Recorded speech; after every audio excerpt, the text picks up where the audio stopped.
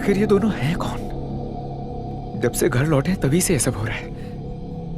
ऐसा लग रहा है जैसे इन दोनों ने हमारी जिंदगी पर ही कब्जा कर लिया है। मैं तुम्हें एक और राज की बात बताना चाहता हूँ। मैं जब अपने कान बंद करता हूँ तो किसी और की आवाज सुनाई देती है। देखो तुम घबराओ मत, मैं भी परेशान हूँ। अच्छा एक बार तुम भी कान बंद करके सुनने की कोशिश करो ना, गुजारिश कर रहा हूँ। मैं देखना चाहता हूँ कहीं तुम्हारे साथ भी तो ऐसा नहीं हो रहा है। प्लीज एक बार।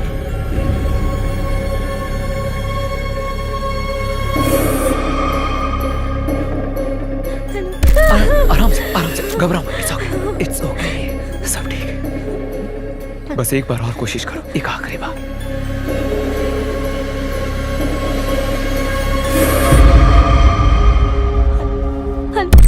संभालो खुद को, कोई बात नहीं, आराम से। क्या हो रहा है? बहुत अजीब सी आवाज है। मैं यही हूँ तुम्हारे साथ, मैं तुम्हें कुछ नहीं होने दूंगा। अच्छा सुनो, इस बारे में किसी से जिक्र मत करना, कोई हमारा यकीन नहीं करेगा। इस मसले को हमें खुद ही सुलझाना पड़ेगा, समझ गई ना?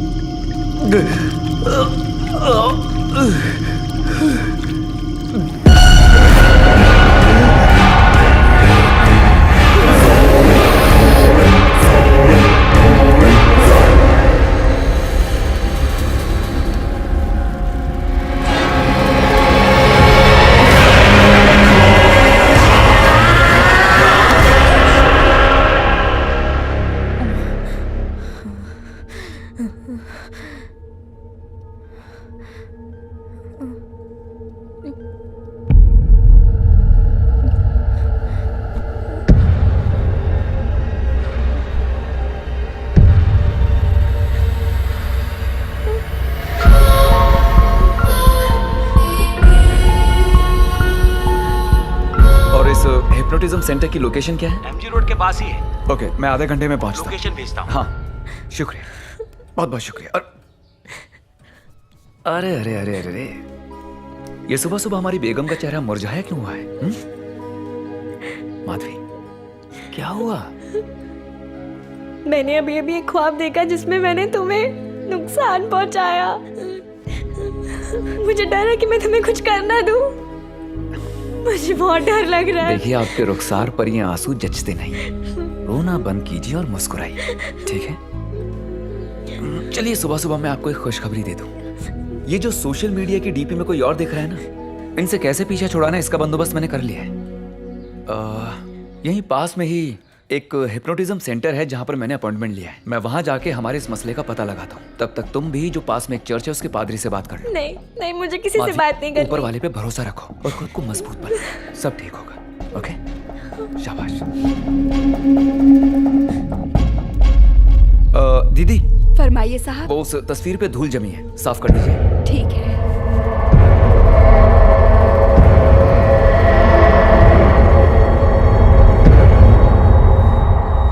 तस्वीर पर धूल नहीं है साहब, आपको वहम हुआ है।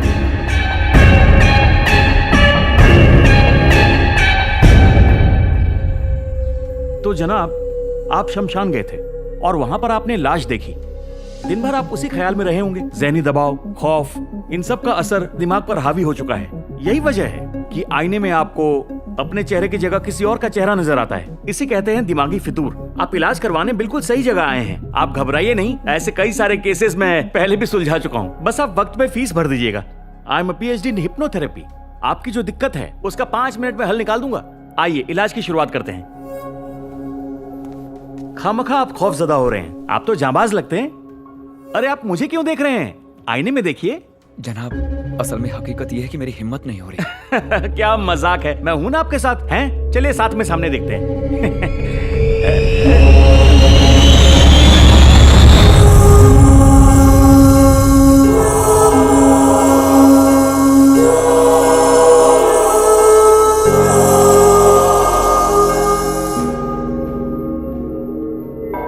फादर, आईने में जो लड़की दिख रही है, क्या उसकी मौत हो चुकी है? और क्या उसकी आत्मा मेरे अंदर समा चुकी है? सिस्टर, आप तशरीफ ले जाइए। माय डॉटर, मैं आपकी उलझन समझ सकता हूँ कि आप किस जद्दोजहद से गुजर रही हैं।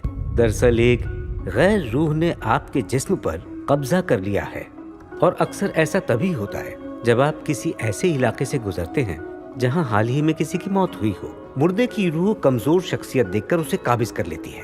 ऐसी तमाम रूहों को एंजल या डीमन नहीं, जिन्नात कहते हैं। बाइबल के हिसाब से तो इंसान की मौत के बाद उसकी रूह परवरदिगार के सामने पेश की जाती है। वहाँ उसकी तरबियत और शख्सियत को देखकर उसे जन्नत मिलेगी या दोज़ख, इसका फैसला किया जाता है। रब के यही कायदे हैं। मगर किसी इंसान की रूह इस सरजमी पर रहकर ही किसी दूसरे शख्स के जिस्म को काबिज कर लें, इस मुतालिक बाइबल में कोई जिक्र नहीं है। लेकिन कायनात में ऐसा बहुत कुछ होता है जिसे देखकर आलिम फाजिल भी चकरा जाते हैं। आज से 400 साल पहले ग्रीस के एक गांव में एक बच्चे को आईने में एक बड़े शख्स का अक्स नजर आया। उस गांव की आवाम ने खौफजदा होकर उस बच्चे का कत्ल कर दिया। इस वाकये को एक किताब में लिखा गया है जिसे मैंने पढ़ा था।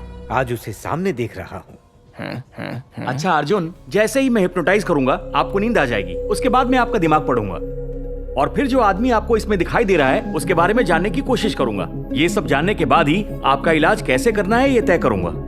अब आप गौर से मेरे अंगूठे को देखिए।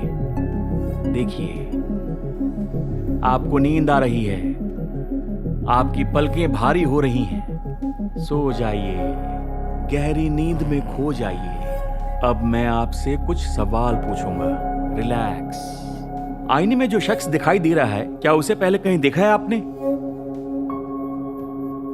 जिस दिन आपने लाश देखी थी उस दिन क्या हुआ था, मुझे बताइए। अर्जुन, अर्जुन, अरे मुझे कुछ तो बताइए। अगर आप बताएंगे नहीं तो आपका इलाज कैसे होगा? क्या करूं?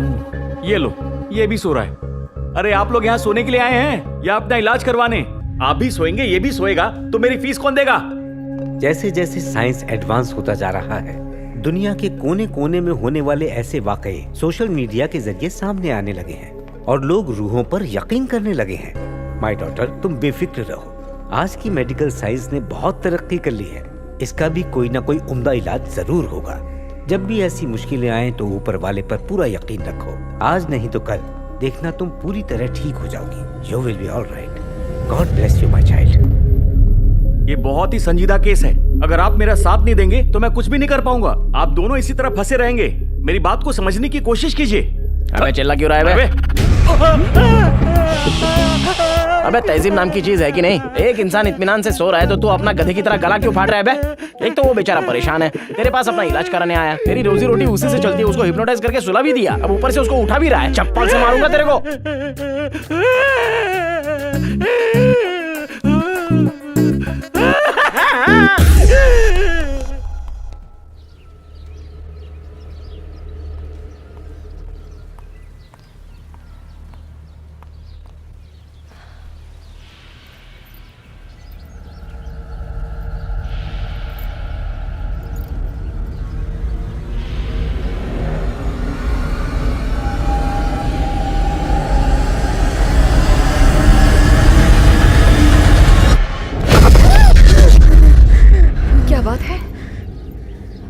कुछ नहीं, बस दरवाजा खोल रही थी तभी आप आ गए। अच्छा एक बात बताओ, मेरा फोन क्यों नहीं उठाया तुमने? कल रात से लगातार फोन पे फोन किए जा रही हूँ, ना तुमने उठाया ना उसने उठाया। कम से कम इतनी तो तमीज होनी चाहिए कि फोन उठाकर जवाब दे दो। नहीं मम्मी, आपको मैसेज करने की सोची तभी। तुम्हारा चेहरा देखकर ही मुझे समझ में आ रहा है कि तुम झूठ बोल रही हो। जरा रुको, अभी उसकी खबर लेती हूँ। अरे मम्मी, कुछ नहीं सुनना है मुझे। मैं आपको बताने वाली थी, प्लीज आप उनको फोन मत कीजिए प्लीज। दरअसल वो गुस्लखाने में फिसल के गिर गए। क्या कहा? गुस्लखाने में फिसल कर गिर गया? मुझे इत्तला तक नहीं की घर में इतना बड़ा हादसा हो जाता नहीं, है और मम्मी, तुम वो- दोनों हो कि मुझसे ही छुपाते हो। कोई कदर नहीं है मेरी।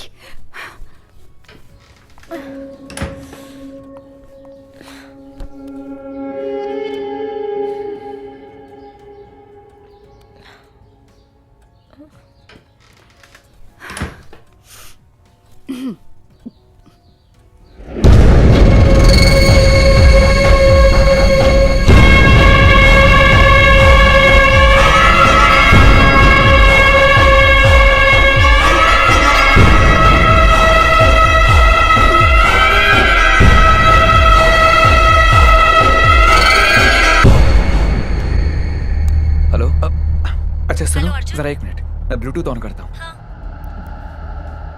हेलो, हाँ अब बोलो।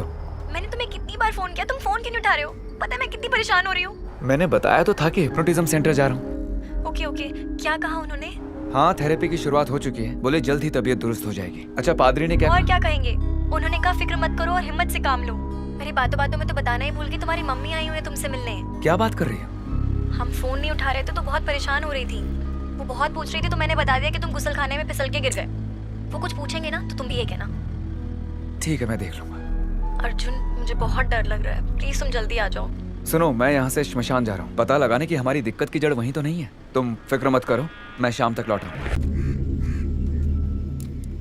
माता जी, क्या यहाँ आजकल में किसी जवान आदमी औरत की लाशें आई? इसी बात की शिनाख्त के लिए थानेदार मेरे बेटे को गिरफ्तार करके ले गए। उस एक्सीडेंट के बाद तो हमारी नाक में दम कर दिया है। 2 लोग हादसे में मर गए तो उसमें हमारी क्या गलती? जो आता है बार बार यही सवाल पूछता है। जाओ यहाँ से। शुक्रिया माता जी।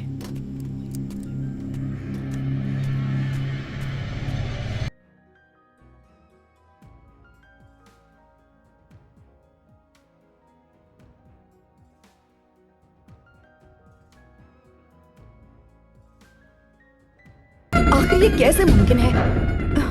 आईने में जब मैंने बहू को देखा तो मुझे इसका अक्स दिखाई दिया। ये कैसा अजूबा है डॉक्टर साहब? कहीं मेरी बहू पर बुरा साया तो नहीं पड़ गया? नहीं नहीं, मेरा मतलब किसी तरह की कोई रूहानी नहीं। ताकत। अब क्या करूं डॉक्टर साहब? जब से ये देखा है मुझे बड़ी बेचैनी हो रही है। मैंने अपनी जिंदगी में ऐसा पेचीदा केस आज तक नहीं देखा। तो अब क्या किया जाए? हाँ, दिया का पूरा सिटी स्कैन करवा लेते हैं। आप बेटे से कहिए कि दिया को यहाँ ले आए। ठीक है। फोन कीजिए और स्पीकर पे रखिए।